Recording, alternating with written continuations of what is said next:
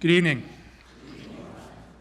Y'all know I pride myself in the fact that I am a picky eater, and that my mom didn't succeed in making the fourth child eat vegetables. But I used to be a much pickier eater than I am. There was a point in my life where I didn't like pasta sauce or steak, and I can't fathom how I would not, how that could have been the case for me. Because now, I could eat 3 times a day a steak with pasta sauce on top of it, and I would be content. My mom used to actually portion out a little bit of the ground beef when she was making pasta sauce, and I'd just put the dry ground beef on my spaghetti noodles and eat it with butter and cheese. It was gross. Steak, for whatever reason, I didn't enjoy eating steak. Vegetables, I'm open. There was one time where I was at a priest rectory over Holy Week, and he had this nice dinner that he'd prepared for Easter Sunday, and he set down this bowl full of green stuff that looked like what the food was supposed to be eating before it became my food, and I was like, I don't do salad, and he was giving me a little lesson. He said, hey, look, when you're a priest, you're going to go to people's houses, and they're going to put down food in front of you, you got to eat it. He said, so eat the salad. I was like, I don't want to. It was a spinach salad. I took my fork and I took the spinach, and turns out Popeye was right all along. I actually liked it. I was shocked. How is it that I like this green thing that's good for me? And now I actually seek it out. It's a little embarrassing because if someone invites me to their house and they're like, oh, what can I make for you? I say, a spinach salad, but it's got to be just these things in it. No, I don't like the hard-boiled egg and the onion and the let's do just spinach, maybe some candied nuts, some strawberries, some blue cheese. Oh yeah, perfect, right? Yeah, and they're like, Father, anything if you'll eat green stuff. And I think to myself now, there was a time when I didn't think that I would like spinach, and now I'm aware of the logical kind of next step. Well, what other things that I used to not eat might I maybe have developed a taste for? I've come a long way in 35 years on my food palate. So I'm still working. I'm still open to regular lettuce, but yeah, I can't imagine a world in which I would actually voluntarily put that in my mouth and chew it and eat it. But it's amazing that when you think something is impossible, right? Something will never change, and then all of a sudden your eyes, your ears are open. It's like, oh, wait a minute. What have I been missing? What have I been missing? So we have this healing miracle in the gospel where Jesus encounters this man who's deaf from his birth, can't hear, and he can't speak because the way that we learn to speak is we hear and we kind of mimic, but he doesn't know what words sound like. So he's got this speech impediment. He's unable to speak clearly, and Jesus pulls him aside. Jesus pulls him aside, opens his ears, restores his speech. We've seen it elsewhere in the other miracles that Jesus has worked, where he opens the eyes of the blind, those who are unable to see, or those who have a withered hand that doesn't work, and all of a sudden, miraculously, Jesus makes it so that it's not the case anymore. And in every instance where Jesus heals somebody, the people, they're just like, oh my gosh, this is what I can live for this. This is beautiful. They recognize the beauty of creation. And I think it's an important thing for us to constantly sort of recall, God, what more can you open up for me? How can you help me to better hear you? How can you help me to better see you? How can you help me to better speak? I was listening to Bishop Barron's homily on this yesterday, and I don't normally tell you that because if you listen to it, then you'll know where I got it from. But there was one point that I really liked. I try not to imitate what he says, but there's one thing that I really liked, and he said the part where Jesus pulls the guy away, right? He goes to the community of people, right, which I'm going to do a Bishop Barron thing now. In Greek, the word for church is ekklesia, and it means calling out of, calling away. So the church is a group of people that have been called away from something to God. And so he calls this man away. He says, come over here, and I'm going to help you. I'm going to heal you. I'm going to treat you. And what does he do? He gives the guy a wet willy, right? Sticks his fingers in his ear. He spits and he groans and he says, be open, right? There's the blind guy. He spits in the mud and makes the paste and rubs it on his eyes. It's like, what a weird thing. But we see in it the kind of recreation, right? Jesus made Adam and Eve from the clay of the earth, from the dust of the earth. He fashioned them. He knit them together in his hands. And so here is the Creator, incarnate, working in this role of recreation, of getting down there, getting dirty, like physically with dirt, to recreate something that is distorted, to recreate something that was made in his image and likeness, and to make it whole again. And that's what Christ does for us in our lives, most especially through the sacraments. The sacraments reorder us, right? Baptism cleanses us from our original sin, makes us members of the body of Christ, restores us to the dignity we had before the fall. And Christ works through all of our lives to open us up, to say, oh, there's such a better way to life. The church does this as well, right? The church proposes things to us. This is the way that we ought to live. Right? If we think about the church as being this body that has called people from something that is kind of distorted or disordered and said, come into this and change and live differently and do the will of God. We say, okay, well, if God can open the eyes of a blind man, if he can open the ears of a deaf man, if he can restore speech to someone who was unable to speak, what can he do in my life? What is it in my life that I need opened? How do I need to open up the door on the spiritual fuel tank where he can put grace into me? Is there a reason that a certain part of me won't open to God? Is there something blocking it? Is there something in the way? You know, some of those video games, you got to go through the secret door and there's this big box in front of it. It's video game, you grab the box, you got to move it out of the way, now you can go through the door. That's all the way back to some of the earliest video games, I think. Anyway, don't know why I thought of that. Well, I do because it followed. Anyway, it's what it's like to be inside my brain.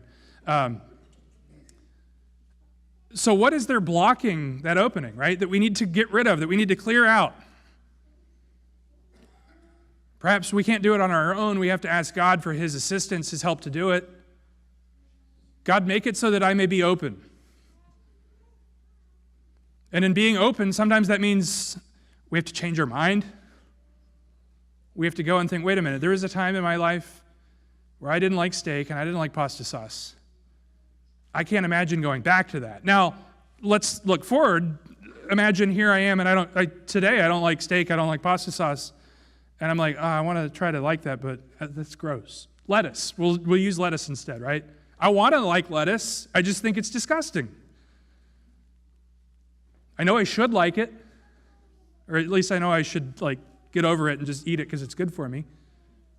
But I don't. There are things that the church asks us that we hear, right? Go to Mass on Sundays and holy days of obligation and go to confession at least once a year, but whenever we're conscious of grave sin. Do the works of mercy, spiritual and corporal. Strive to be holy. We hear all that, and perhaps there's something blocking us. And we say, I know that's what the church wants me to do, but I'm not open to doing that. I don't want to do it. I don't want to change who I am. But what we don't realize about who we are is we're this deaf guy with a speech impediment. And everybody sees us, and maybe they pity us, maybe they mock us, I don't know. But Jesus sees us, and he says, I can heal you, I can restore you, I can make you whole again. I can give you newness of life. I who created you in the beginning, I who knit you together in your mother's womb, I can put you back together the way you're supposed to be. But you have to come away with me. You have to let me do it. You have to let me actually kind of come into your life. You have to let me put my fingers in your ears. Well, that's weird. Why would you choose to do that? Because he chose to take on our flesh. He chose to take on our flesh. He chose to be like us. And so we see this connection of the incarnation. God says, look, I'm going to come and be like you so you can come and be like me. I'm going to take on your flesh so you can take on my divinity. And so we ask, Lord, open my ears so that I may hear you. Open my eyes so that I may see you. We can probably all think of, a handful of church teachings that are controversial that we don't like. And we can try to rationalize them away. We can just kind of say, you know what, I'm going to, do the cafeteria Catholic thing, and I'm going to take what I like and leave what I don't like. The lettuce can stay at the salad bar because that's gross. I don't want anything to do with it. Other people, if they like lettuce, fine. But for us as Catholics, sometimes we look and we're like, yeah, I don't like that teaching. I don't like this teaching. Usually they're about morality. Usually they're about sexuality. We look and we're like, that one doesn't really apply. Or a lot of times they're about the social issues too. Like, I'll do all the moral stuff, but I'm not going to care for people in need. But to ask the Lord, open me, Lord, open my heart. Open my heart to do your will. It's scary what happens, when we open up. Maybe we open up to someone that we trust. And it's difficult because they might say, oh, you opened up and I see that thing that you didn't want anybody to see and it's wrong, and I'm going to tell you it's wrong. Right? We think about, walls or fences or whatever keeps things out, right?